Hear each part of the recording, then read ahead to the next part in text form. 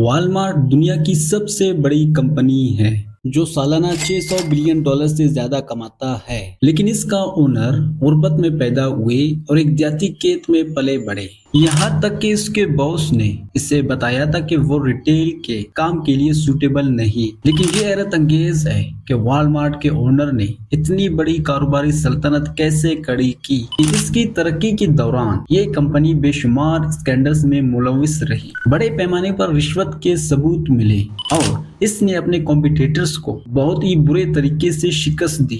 تو چلیے شروع کرتے ہیں والمارٹ سیم والٹن کی اس ناقابل یقین کہانی کو۔ Have worked harder than our competitors. We've kept our prices lower than our competitors' prices. We've led the nation in cost of doing business, in sales per square foot, in all the measurements you can imagine. Same Walton 29 March 1918 کو Oklahoma کے ایک چھوٹے سے شہر king فشر میں پیدا ہوئے۔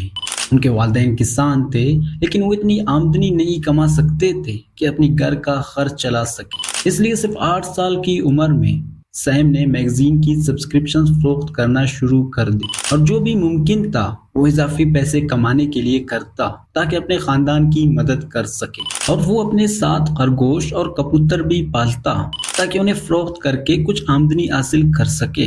1929 میں بدقسمتی سے ان کے خاندان کی مالی حالت مزید بگڑتی گئی اور ان کا خاندانی کھیت ختم ہو گیا۔ اس صدمے نے سیم پر بھی گہرا اثر چھوڑا، جس نے فیصلہ کیا کہ وہ زندگی میں ضرور پیسہ کمائے گا، اور سب سے اہم بات، وہ اسے کبھی ضائع نہیں کرے گا۔ جب سیم نے 1936 میں یونیورسٹی آف میزوری میں داخلہ لیا تو وہ مالی طور پر اور بھی زیادہ سمجھدار ہو گئے۔ وہ گریجویشن کے بعد ملٹری سروس میں شامل ہو کر ٹیوشن پر پیسے بچانے میں کامیاب ہو گیا۔ ریسٹورنٹ میں ویٹر کا کام کرتا تاکہ مفت کھانے کا بندوبست کر سکے۔ در حقیقت ہائی اسکول کے دوران ہی اس نے ایک چھوٹا سا کاروبار شروع کیا تھا، لیکن کالج کے اختتام تک اس نے کچھ ملازمین رکھ لیے تھے اور اس کی کاروبار سالانہ $4000 سے زیادہ کمانے لگا تھا۔ 1940 میں گریجویشن کے بعد اسے جے سی پینی میں مینجمنٹ ٹریننگ پروگرام کے تحت نوکری مل گئی، جہاں وہ ماہانہ $75 کماتا تھا۔ تاہم وسائل کو بہتر طریقے سے استعمال کرنے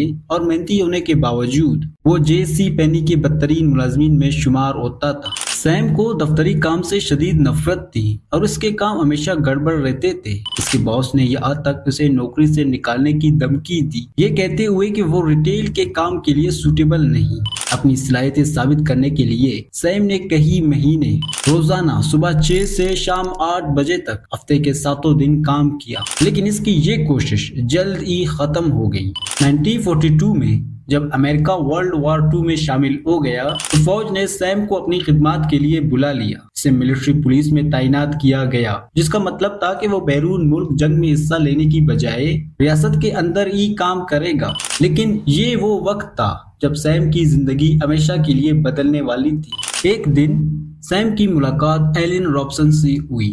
اس وقت ایلن کسی اور شخص کے ساتھ ڈیٹ پر تھی، لیکن سیم نے اس کی پرواہ نہیں کی اور اپنی قسمت آزمانے کا فیصلہ کیا۔ کچھ ہی مہینوں بعد دونوں کی شادی ہو گئی، اور یہ شادی سیم کے کیریئر کے لیے ایک بہت بڑا فائدہ ثابت ہوا۔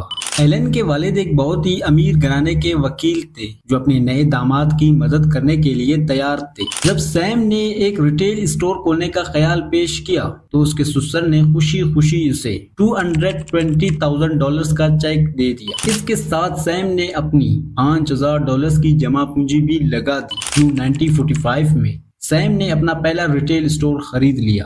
یہ اسٹور بین فرینکلن شاپس کی مشہور فرینچائز میں سے ایک تھا، جہاں مختلف قسم کی اشیاء فروخت کی جاتی تھی۔ سب سے پہلے اس نے ڈسکاؤنٹ پالیسی کو ایک نئی انتہا تک لے جانے کا فیصلہ کیا۔ اس کا ماننا تھا کہ اگر وہ زیادہ مقدار میں فروخت ہوں گے تو زیادہ پروفٹ ہوگا، اور یہ فیصلہ واقعی کام کر گئی۔ سیم اگر 80 سینٹس میں کوئی چیز خریدتا اور اسے $1 میں فروخت کرتا، مگر اس کو کامیاب بنانے کے لیے سیم کو سستے چیزیں خریدنی پڑتی۔ اس کی سب سے بڑی رکاوٹ وہ فرینچائز معاہدہ تھا جو اس نے بین فرینکلن اسٹورز کے ساتھ کیا تھا۔ اس معاہدے کے مطابق تمام فرینچائز کو مخصوص چیزیں بیچنے کی اجازت تھی، اور وہ زیادہ تر سامان بین فرینکلن کے اپنے ہول سیل بزنس بٹلر برادر سے خریدنے کے پابند تھے۔ جو ان پر 25% اضافی منافع وصول کرتے تھے، مگر وہ اس کا توڑ نکالنے کے لیے مسلسل سوچتا رہا۔ آخر کار اس نے اپنا سامان خود خریدنے کے طریقے ڈھونڈنے شروع کر دیے۔ رات کے وقت وہ اپنی گاڑی لے کر دور دراز علاقوں میں نکل جاتا، یہاں تک کہ بعض اوقات ٹینیسی کے پہاڑوں میں چھپے ہوئے سستے ہول سیلر سے ملاقات کرتا اور اسے جو بھی چیز کم قیمت میں مل جاتا وہ اپنی خود ساختہ ٹریلر میں بھر کر لے آتا۔ اگلے دن جب اس نے یہ سستے چیزیں اپنی دکان میں سجائے تو وہ فوراً بکنے لگے۔ کم قیمت پلس کم منافع کا فارمولا، ایسی قیمتیں جو لوگوں نے پہلے کبھی نہیں دیکھے تھے۔ سیم کی دکان تیزی سے ترقی کر رہا تھا۔ پہلے سال میں فروخت 45% بڑھ گئی اور اسٹور کی کل آمدنی $1,05,000 تک پہنچ گئی۔ دوسرے سال یہ مزید بڑھ کر $1,40,000 تک ہو گئی۔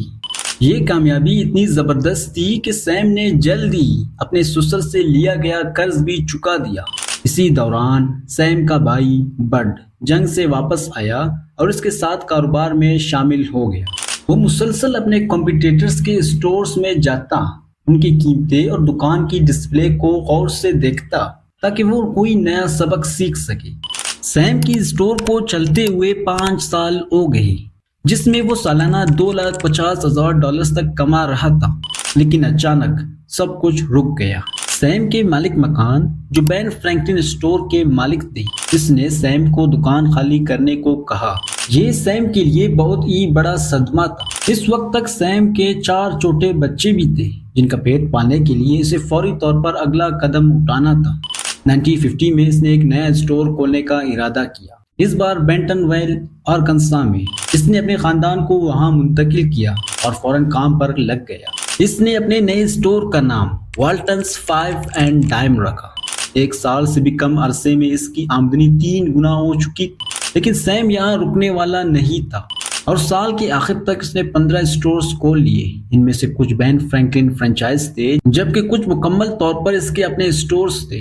لیکن سیم کی یہ ترقی سب کو پسند نہیں آ رہا تھا، یہاں تک کہ خود سیم کی بیوی کو بھی لگنے لگا کہ وہ حد سے زیادہ آگے بڑھ رہا ہے۔ لیکن سیم کا نیا خیال یہ تھا کہ بڑے اسٹورز تعمیر کیے جائیں جو چھوٹے شہروں میں قائم ہو اور جہاں ہر چیز کم قیمت پر دستیاب ہو۔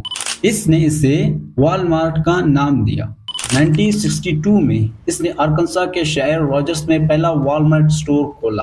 1971 تک سیم نے مزید 6 نئے اسٹورز کھول لیے اور 78 پارٹنرز وال مارٹ میں شامل کر لیا۔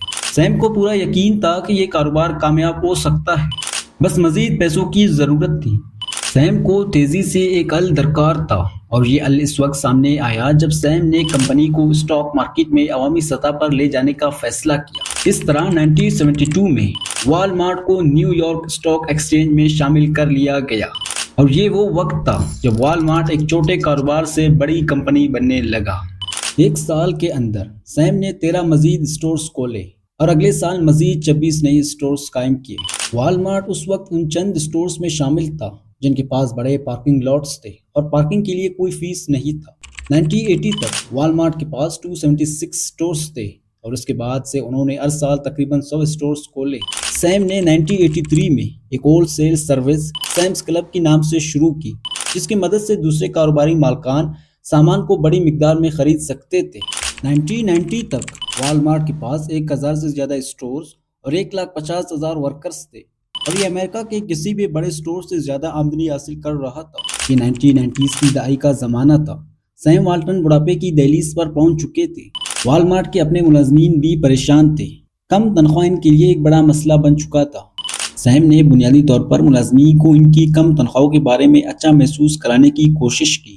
اس نے ملازمین کو وال مارٹ ایسوسیٹس کہنا شروع کیا تاکہ انہیں زیادہ عزت دار محسوس ہو۔ سیم والٹن نے بے پناہ کامیابی حاصل کی تھی۔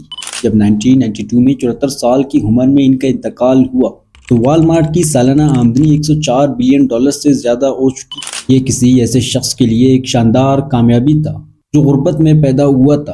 1999 تک وال مارٹ دنیا کا سب سے بڑا ملازمت دینے والا کمپنی بن گیا تھا اور اس کے ملازمین کی تعداد 1.4 ملین سے زیادہ ہو گئی تھی۔ ایک چھوٹے شہر کے سپنے سے لے کر دنیا کی سب سے بڑی تجارتی سلطنت تک وال مارٹ کا سفر واقعی حیرت انگیز ہے، جو ایک چھوٹی سی دکان سے شروع ہوا تھا آج ہر سال $600 بلین سے زیادہ کما رہا ہے۔ والمارٹ ریونیو کے لحاظ سے دنیا کی سب سے بڑی کمپنی اور امریکہ کا سب سے بڑا ریٹیلر بننے میں کامیاب رہا۔